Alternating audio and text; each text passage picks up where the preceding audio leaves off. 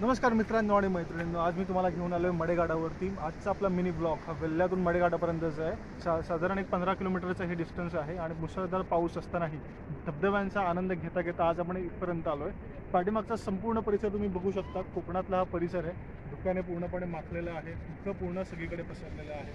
धबधबा जो आपण मडेघाटाला बघायला आलो होतो तो थोडासाच आपल्याला दिसतोय।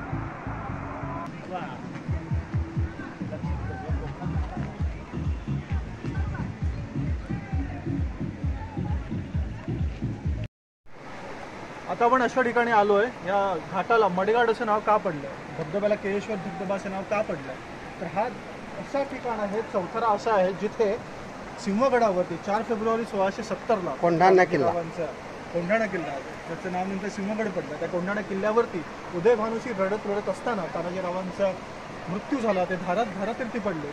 त्या ठिकाणानंतर 4 फेब्रुवारीला त्यांचा मृत्यू झाल्यानंतर पुढच्या 2 दिवसामध्ये त्यांचं पार्थिव ताबे घाटामार्गे वेल्ह्याला आणलं गेलं आणि वेल्ह्यातून त्यांच्या रायगड जिल्ह्यातील उमरटे गावी नेत असताना ह्या चौथऱ्यावरती मडेघाटावरती त्यांना पार्थिव ठेवलेलं होतं आणि इथून त्यांच्या पार्थिवाला मडेघाटामार्गे रायगडला नेलं गेलं।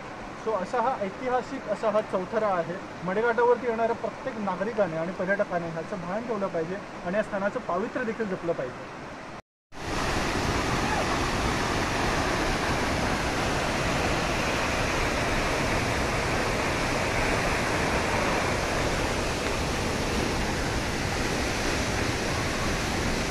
आता सप्टेंबरपर्यंत मुसळधार पाऊस असाच राहणार आहे। गणपती गेल्यावरती थोडं पावसाळा कमी व्हायला सुरुवात होईल, धबधब्याचं पाणी थोडं कमी होईल, पण तोपर्यंत पुढचे 3 महिने फुल एन्जॉयमेंट करायला हा खूप चांगलं डेस्टिनेशन आहे।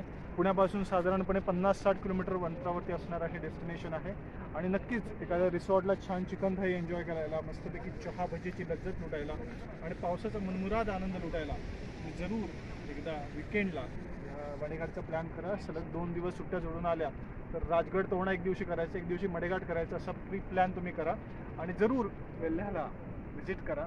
आपण हा व्हिडिओ बघितला, या ब्लॉगला लाईक केला आहे, धन्यवाद। या व्हिडिओ जरूर शेअर करा आणि नक्की एकदा तरी व्हिजिट करा। थँक्यू।